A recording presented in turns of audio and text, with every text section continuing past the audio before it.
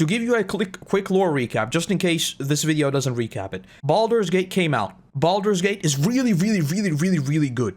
It peaks at like 800-something thousand people playing it on Steam at any given moment. It's an incredible game. And then game developers start posting tweets like, don't expect this to be the new standard. We literally can't replicate this. It's just too good. And then as things do, the conversation picked up to the point that apparently now Baldur's Gate has been gifted to us from the very heavens above, and no one could ever remake it. So I have thoughts. So let's see what IGN has to say, I guess, and we'll talk about it. Baldur's Gate 3 is taking the internet by storm. At its peak, a whopping 800,000 plus concurrent players were playing this weekend, catapulting it to the number. Which, by the way, most... like again, extra lore in case you don't know, Baldur's Gate is a mega niche game. This is a D&D game. We live in 2023.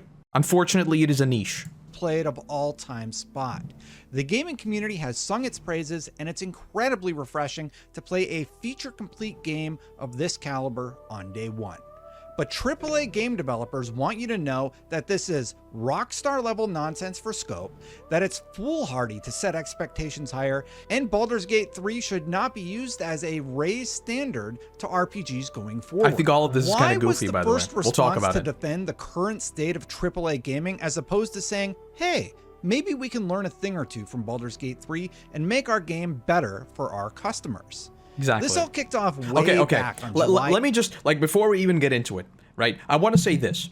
I think saying that it can't be done again is literally the silliest thing I've ever heard in my entire life. Like, don't get me wrong, stating that enjoy this while you have this is something special, I think is 1,000,000% valid. Like, if you tell me when GTA 5 came out, everybody knew that GTA 5 is a industry-breaking game. It was an incredible game and everyone knew it. No one was out there thinking that, oh, I'm going to recreate GTA now. And that was fine.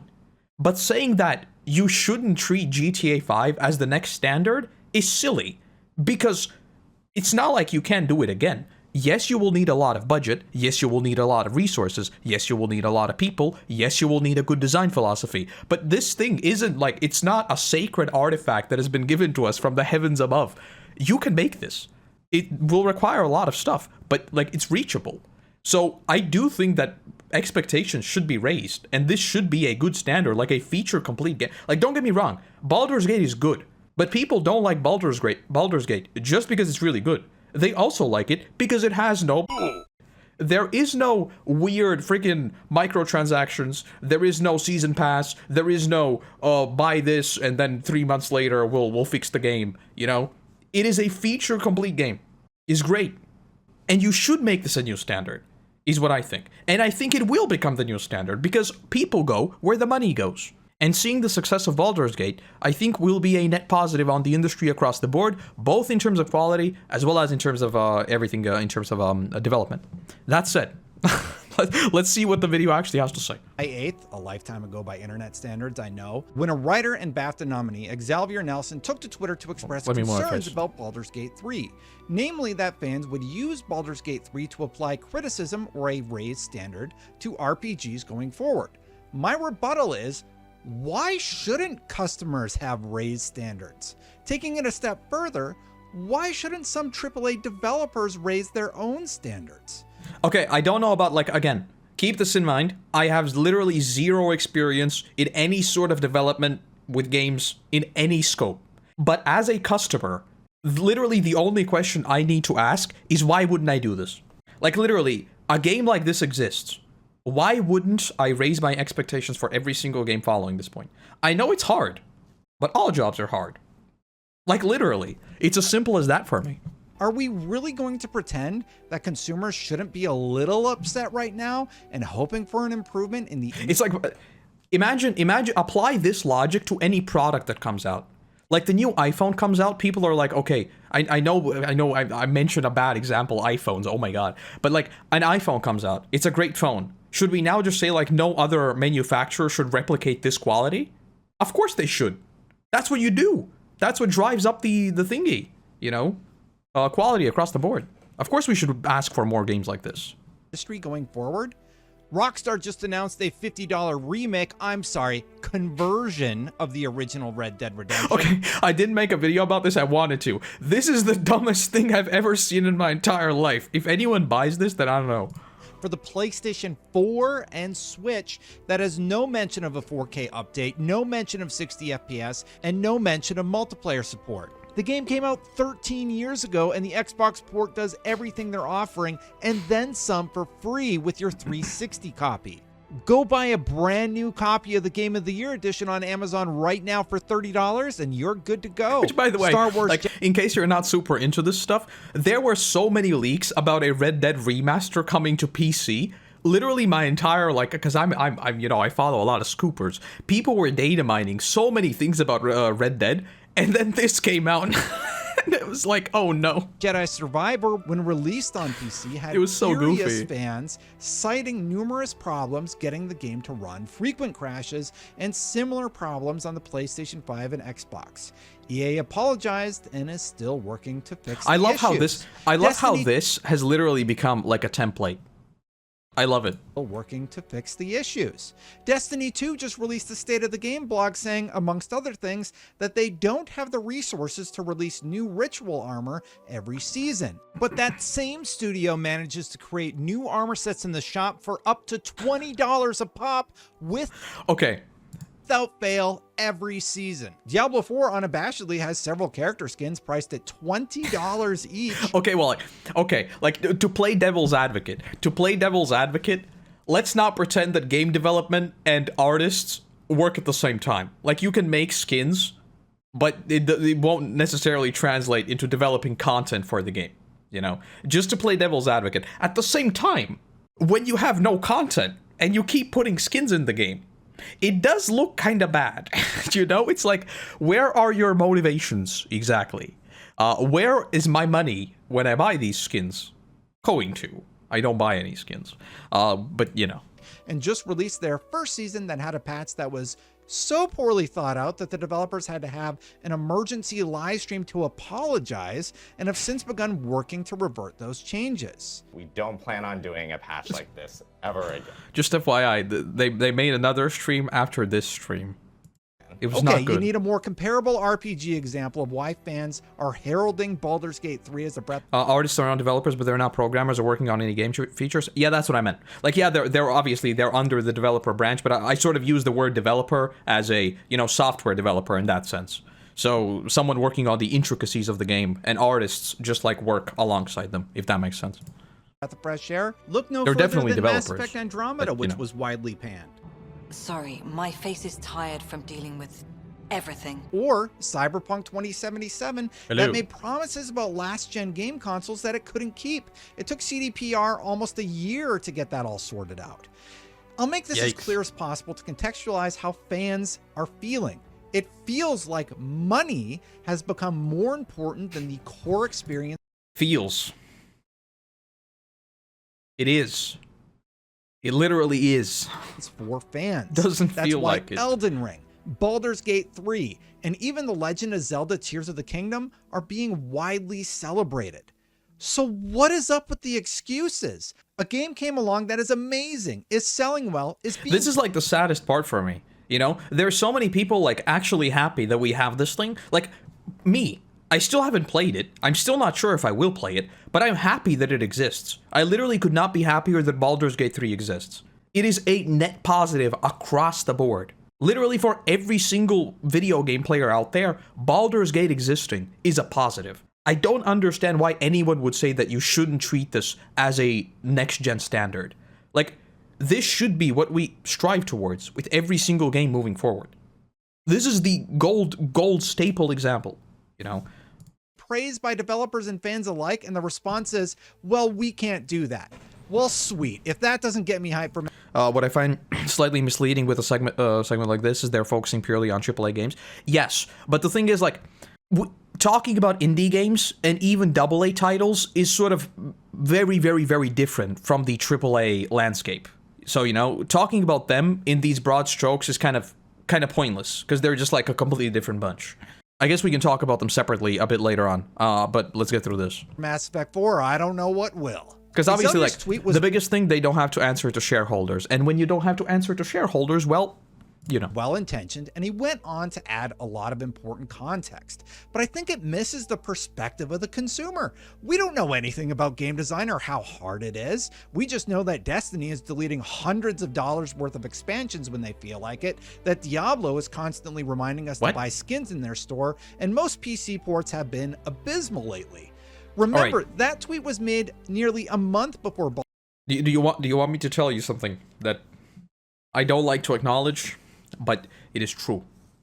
The consumer angle applies to literally every single thing out there. It is with great pleasure that I announce most people do not care about how hard anything is. They want their thing, they pay for their thing, and they want it to be what it is. And that is the ultimate truth. That is also why, you know, like doing, for example, like YouTube.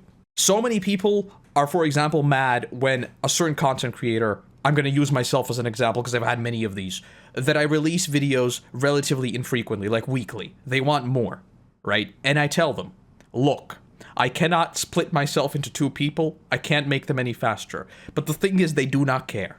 And as much as I tell them it's hard, it does not matter. And that is fine. That is totally fine. And the same thing applies to physical goods. If you tell someone, well, making food in a restaurant is hard, so I kind of messed up. Well, they paid for a perfectly fine dish. This shouldn't be a thing. So why do we treat video games differently? Why is it perfectly fine to pay a full price for a game, it comes out broken, and then you're just like sort of expecting it to maybe be fixed at some point? You know, the consumer does not care. And that is fine. That is how we get good products. Because there is a mutual understanding between the producer and the consumer of what they're doing. One makes a good thing, the other one buys a good thing. We shouldn't be saying that that is a bad thing. I think expectations are perfectly fine. It's ready when it's ready seems to go above the head of both investors and a lot of consumers. Well, investors are perfectly fine, and I think investors are sort of a balancing force. You know, I think, like, a lot of investors have no idea what they're investing in, which is the problem. They see high returns, they jump on it without literally understanding anything. And that's why I think companies need to do a much, much better job of basically like how they go about everything in terms of dev cycles and everything like that. In terms of consumers, I think the problem is a lot of game studios like to announce stuff when they clearly shouldn't have. You know, like, you shouldn't have to worry about getting something ready when you're like clearly, you know that you will never hit this deadline. So you shouldn't even inform the consumer that it's a thing. Like Elder Scrolls 6, right? It was announced, but they never gave any single detail about it. They just said, yes, stop asking, we are working on it, it will appear at some point. And that was it. There wasn't a, oh, we're going to start drumming up hype or anything like that. And I think that is fine.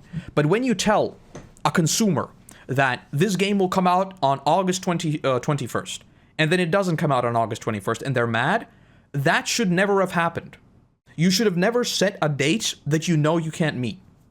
Yeah, it's weird because obviously there are practicalities with distributing discs and everything like that. I'm just trying to boil it down to an idea, if that makes sense. Baldur's Gate 3 blew up, and it was still contentious with fans speaking up about their frustrations and developers chiming in to say what felt like game development is hard, you don't get it, be quiet. Baldur's Gate 3 is a game from a large, passionate studio that refuses to add microtransactions, gave players early access so they could address any problems that arose before launch, and is taking Steam charts by storm. Rightfully so. So why should fans not use that as a gold standard of how to do it right? You know what? You know what the thing is? The best part is that they will. Like, there is nothing that can put, like, you're not going to put the genie back in the bottle. Like, we talk about this, right? And I keep saying, like, yeah, we should treat this as the gold standard, but the thing is, it's already happened. That's it. Like, this game came out. Obviously, people will use it as a standard. People compare things that have literally nothing in common. Comparing things is what people on the internet do. So it has already happened. It's great. We've already taken a universal W. Would a AAA studio not look at it and say, hey, maybe cramming microtransactions into our game isn't a good look? When Mass Effect 4 comes out, I don't want to see a $20 Liara skin, and I hope that its performance is tested across all platforms before release. Am I in the wrong for not wanting microtransactions and a stable video game at launch? credit where credit's due now. There have been some really good examples of AAA games like the Dead Space remake and the Resident Evil 4 remake. Resident Evil 4 remake, one of my favorite games that have recently come out. It was so good. It was so good. Both of which have It had microtransactions though. You can buy skins. been massive successes for EA and Capcom. Vampire Survivors came along and took the internet by storm last year. Like Vampire Survivors, that's why I don't talk about them, you know? Because they come out of the blue and they explode. So talking about them is sort of pointless because we probably don't even know what the next Vampire Survivors is. We probably don't know what the next, I don't know. What's another like huge game that has recently popped off? I don't know. I have no idea. But like Minecraft too. Like Minecraft just appeared however many years ago. It's probably like 15, 16 years ago now. A lot of these games just appear and something happens. You know, Fortnite, PUBG, all these games have popped off suddenly and we never even saw them coming. So it's kind of pointless to talk about them here. Do I need to bring up Elden Ring again? But that comparisons, Elden Ring. Every single, like, there is a reason why people call them Souls-likes. Elden Ring has perfected that formula. Every single Souls-like will now be compared to Elden Ring. And that is good. That is very, very good. Because you know what? If your game is not as good as Elden Ring, well then maybe it's not a great game. You know, it is what it is. Yes, Elden Ring had a lot of budget, it had a lot of dev time, but it is the gold standard, and it should be treated as such. It's great. That tweet blew up in the development sphere, and frankly, the pushback is just ridiculous. Developers should be looking at what Baldur's Gate 3 did and trying to replicate where they can, not jumping up to defend games that are cramming in practices that fans are getting fed up with. This makes no sense to me. You can copy something that worked. You know how they went about it? It's hard. I keep saying it's hard, but you have something that worked. Why wouldn't you be like, hey, thank you for testing this for us. How about we start, you know, stealing some ideas, inspiring from you? No, we're just gonna complain that you did too good of a job. And make no mistake about it, these decisions impact game design. Many games are utilizing battle passes and player engagement as a metric of success. For a player, that means more grind. Which kind of, like, I don't understand why some games, like, there are certain games that literally, I don't understand why they measure engagement. Because a lot of these games, they don't profit off of you being in the game longer. There's, like, no reason for that. Especially with, like, subscription-based games, like World of Warcraft, for example. People keep talking about, like player time invested, right? But it's a subscription-based game. How does that matter? You literally have a fixed income every single month. Engagement shouldn't really be a metric, which is why I think Dragonflight is a universal W. That's the thing with Dragonflight. I think I've played Dragonflight less than most previous expansions, but I'm still enjoying it, and I still have a subscription. That is like exactly what I'm talking about. You don't need to drive engagement, you just need to make a good game. Grinding missions. That means more reminders to stop in the shop. It means a boring grind because keeping players engaged is a key metric. Many of the people who came out to talk about why Baldur's Gate 3 shouldn't be the new standard have since walked back those statements, and I'm glad. Because if the industry can't take a good hard look at what's going wrong, why fans reacted the way they did to Elden Ring and Baldur's Gate 3, and then make impactful changes, we're screwed. Also, people seem to be using the fact that Larian is a big studio against them. The fact that they had a... there was Dragon Age, Mass Effect, Bioshock, etc. No one complaining about them. That's why people are complaining about Baldur's Gate 3. Well, Baldur's Gate 3 is just a success on a completely different proportions. Baldur's Gate 3, I think if you look at the top peaks of all time, it is in the top 10. Just how quickly it shot up. It's one of the most popular games of all time. You know, like purely numbers-wise. I think that's why there is so much focus on Baldur's Gate. And I think Baldur's Gate also came out at a bit of a perfect time, because we have the perfect counterexample in Blizzard right now. We have Overwatch 2, and we have Diablo, and we have all these bad examples, with Blizzard farming L's, unfortunately. And I think Baldur's Gate just came out at a very, very, very good time to counteract all of that, and to sort of to give us a guiding star off in the distance. So, it's not that all those other games weren't good and also perfect examples, but I think it's just that Baldur's Gate, purely numbers-wise, was just bigger. Long development cycle against them? Really?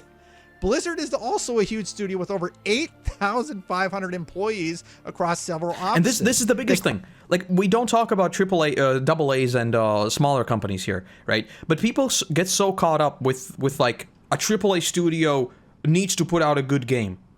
But the thing is, a lot of them put out very bad games. So this isn't like a direct translation from a lot of resources to a good game.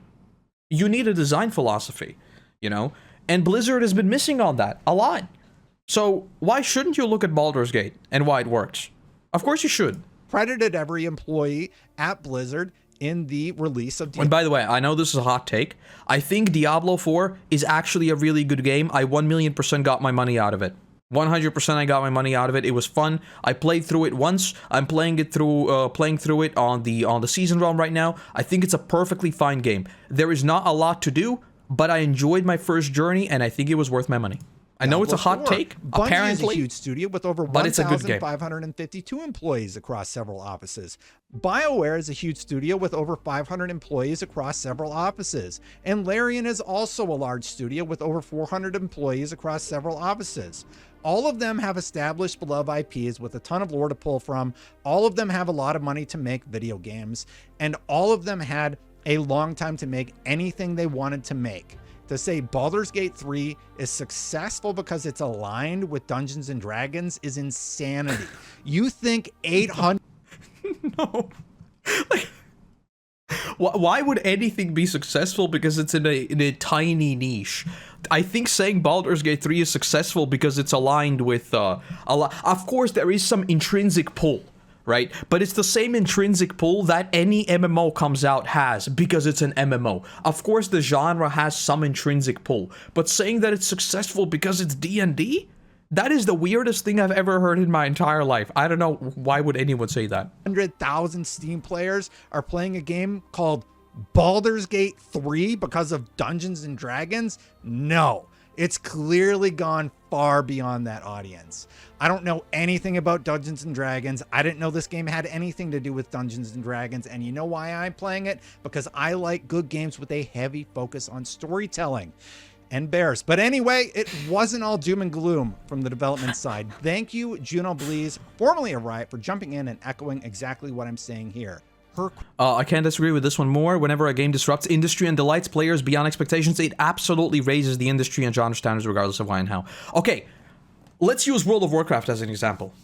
Can we literally sit down right now and say that World of Warcraft didn't raise the standard for every single MMO out there? Like, just across the board, and it's not even close.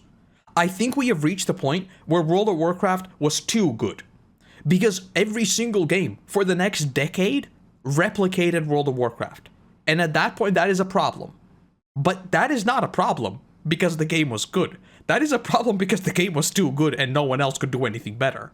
So I think, like, again, if we go back to using examples out of Baldur's Gate, this entire thought process of let's not use it as a new standard makes literally no sense. I think it's the silliest thing I've read in a long time. Quote tweet reads, I can't disagree with this one more. Whenever a game disrupts the industry and delights players beyond expectations, it absolutely raises industry and genre standards regardless of why and how. 1,000,000%. We should look at the Larian success story and ask ourselves, how are we going to make our games better and create the next games that shake up the industry? Players should and must always expect more from us, never less. Thank you. I implore AAA devs to look at these games that are being celebrated and look at your pipeline to see why the consumer is getting frustrated about the experience I outlined in this video. And obviously try and make an improvement, because telling me how hard it is when you're breaking profit and revenue records,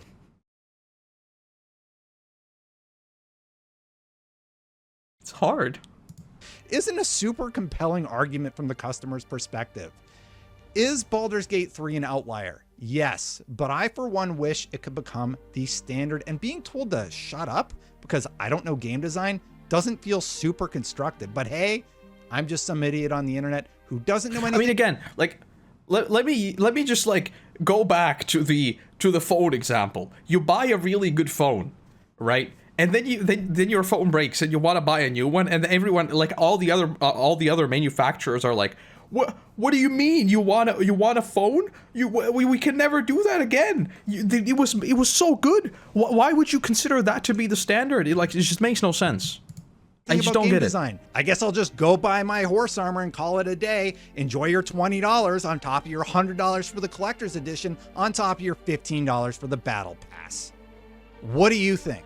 Let me know in the comments below, because I'm just thinking, I'm constantly mulling it over in my head. Why would anyone say this? Game developers are players, right? Like, let's be honest, anyone who's in game dev likes games. I don't think anyone is there like, oh my god, I need to... Because I think, we talked about this before, but in game dev, I think on average, like, a programmer makes like a third of what they would normally do in any other company. It's something ridiculous. Like, game dev is not a particularly well-paid job. I keep mulling it over in my head, why would anyone say this? And I think the only way I can sort of rationalize why anyone would arrive to this conclusion is that, like, the game development industry is so poor right now that developers just don't want this to be the new standard, because they'll know whenever they put out something they're actually proud of, which will naturally be limited by the upper heads, right? Giving them weird deadlines that they will never meet, and then they will have to downscope, and the game obviously will have never reached its full potential. They just don't want their Twitter feeds to be flooded with, you don't know what you're doing, this game is bad, it is nothing compared to Baldur's Gate, and blah blah blah, right? So I think there's just a bit of self-preservation there, knowing that their studio, not them individually, but their studio, will never allow them to make something like this. Even with that, though, I think saying that this should be treated as a standard is silly and short-sighted. Because I think, like, from a very, very personal perspective, it makes sense. You don't want your job to be treated, to be compared to someone who had, like, so much more freedom, right? But as a part of the industry, I think you really should, because it's just like, it benefits everyone. Get why you're frustrated, and it's really frustrating to see people not saying, hey, maybe we could learn a thing or two from Larian. I'm enduring Baldur's Gate 3, and I hope game development continues to grow from where it is today. I hope you do too. Let me know what you think in the comments below, and for more on all things gaming, keep it right here on IGN. This was a good video. I agree with all of this. I agree with literally almost all of this. Why Squarespace? Squarespace appeared. Let me link the video. Oh, this was a good video. Like I said, I 1,000,000% think that every single good game, every single game that surpasses your expectations in any way, should be treated as a new standard. You should compare everything against everything. You know why? Because that will make people put in more, it will make them look at competitors to figure out why you're comparing them, and at the end of the day, we all benefit.